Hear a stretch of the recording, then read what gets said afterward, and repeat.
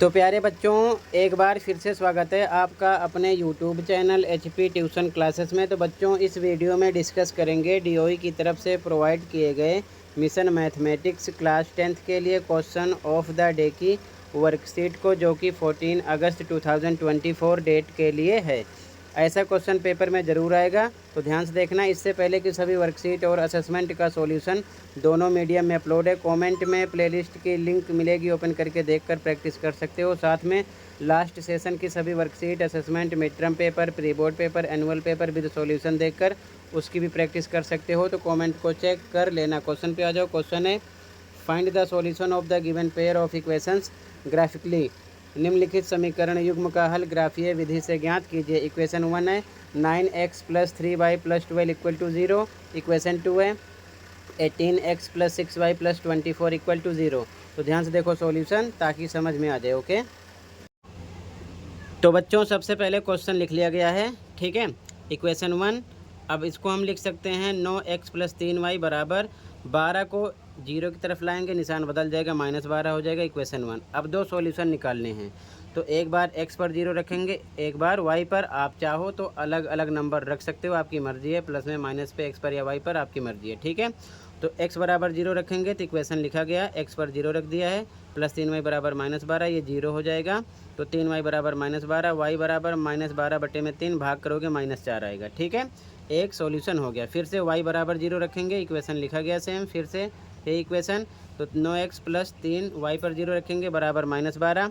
तो 9x ये 0 हो चुका है, बराबर -12। तो x = -12, 9 इधर आएगा, डिवाइड में हो जाएगा, डिवाइड करेंगे तो आएगा -1.33, ऐसे बढ़ता रहेगा। तो केवल आपको ध्यान रखना है 1.3, ठीक है।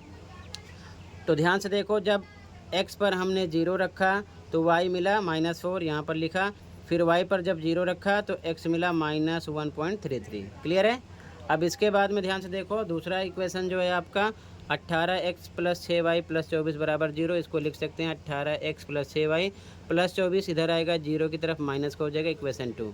फिर से एक बार x पर 0 रखेंगे, एक बार y पर, ठीक है। तो इक्वेशन लिखा गया, x = 0 रखेंगे, तो x पर 0 रखा, + 6y = -24, तो ये 0 हो जाएगा गुणा करने पर। तो 6y = -24, तो y = -24 बटे में आएगा 6, डिवाइड करोगे आएगा -4, ठीक है।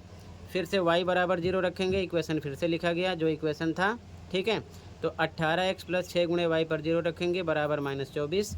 तो 18x ये हो जाएगा 0, बराबर -24 के। तो x = -24 बटे में 18। आप चाहो तो सॉल्ट कर सकते हो, 6 से कट करोगे, 6 × 3 = 18, 6 × 4 = 24, 4/3 आएगा माइनस में। लेकिन आपको फिर से डिवाइड करना होगा, तो डायरेक्ट आप डिवाइड करोगे तो मिलेगा -1.33, ठीक है।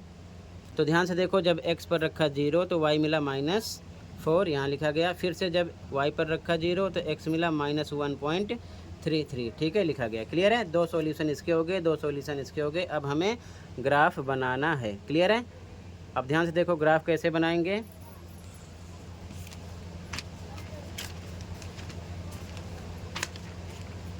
तो ग्राफ बनाने के लिए आपको ध्यान रखना है, x पर हाईएस्ट नंबर माइनस का है, -1.33, यानी कि -2 तक आपको लिखना पड़ेगा, प्लस का कोई नंबर नहीं है। और y पर -4 है हाईएस्ट नंबर, प्लस का कोई नंबर नहीं है। तो इस प्रकार से ये x एक्सिस हो जाएगा और ये हो जाएगा y एक्सिस। x पर +3 इधर लिखा और -3 तक इधर लिखा, y पर +2 ऊपर तक लिखा और नीचे -5 तक लिखा, क्योंकि हाईएस्ट नंबर -4 है। तो अगर आप -4 तक लिखोगे तब भी कोई दिक्कत नहीं है, लेकिन मैंने -5 तक लिखा है, आपकी मर्जी है, ठीक है। अब इसके बाद में आपको ध्यान रखना है, तो सबसे पहला सॉल्यूशन है x पर 0, y पर है -4। तो x पर 0, y पर -4 यहाँ पर हो रहा है, लिख दिया 0, -4, ठीक है। अब इसके बाद में देखो, दूसरा सॉल्यूशन है x पर -1.33, y पर है 0। तो x पर -1.33 इधर है। तो ध्यान से देखो, 1.33 के लिए -1 और -2 के बीच में 10 लाइन होती है।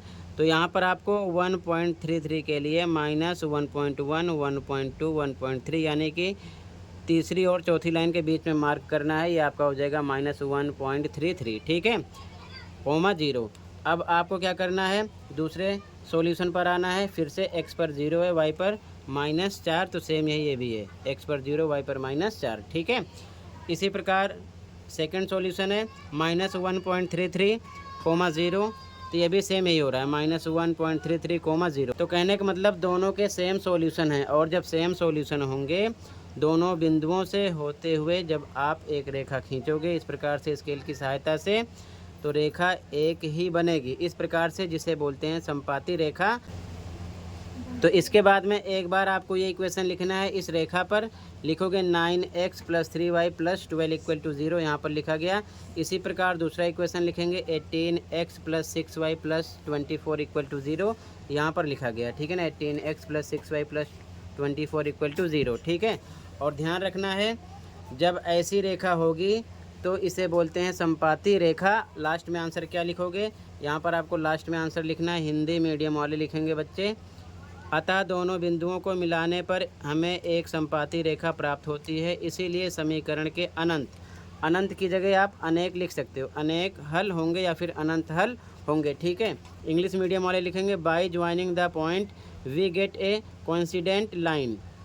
जब एक रेखा बनती है तो इसे बोलते हैं कोइंसिडेंट लाइन। ठीक है, आगे लिखोगे so the equation will have infinite number of solutions, या फिर लिख सकते हो infinite number of many solutions, आपकी मर्जी है। ठीक है, तो यहाँ पर अनेकों हल होंगे इस कंडीशन में। ठीक है, तो कहने का मतलब आपको सबसे पहले ये इक्वेशन लिखना है सॉल्यूशन के साथ में, दो दो सॉल्यूशन आपके हो जाएंगे। फिर आपको ग्राफ पर इसे बनाना है। ठीक है, इसको बनाने के बाद में सेम ऐसे ही लास्ट में आपको ये आंसर लिखना है। हिंदी मीडियम वाले ये लाइन लिखेंगे, इंग्लिश मीडियम वाले ये लाइन। तो कहने का मतलब आपने लास्ट 3 वर्कशीट में क्या सीखा। लास्ट 3 वर्कशीट में अगर मैं 12 डेट की बात करूँ तो 12 तारीख की वर्कशीट में आपने सीखा, 12 तारीख की वर्कशीट में कि जब दोनों रेखाएं एक दूसरे को कट करती हैं यानी कि प्रतिच्छेद यानी कि इंटरसेक्ट करती हैं, तो उसी के अकॉर्डिंग x और y की वैल्यू निकाल लेते हैं।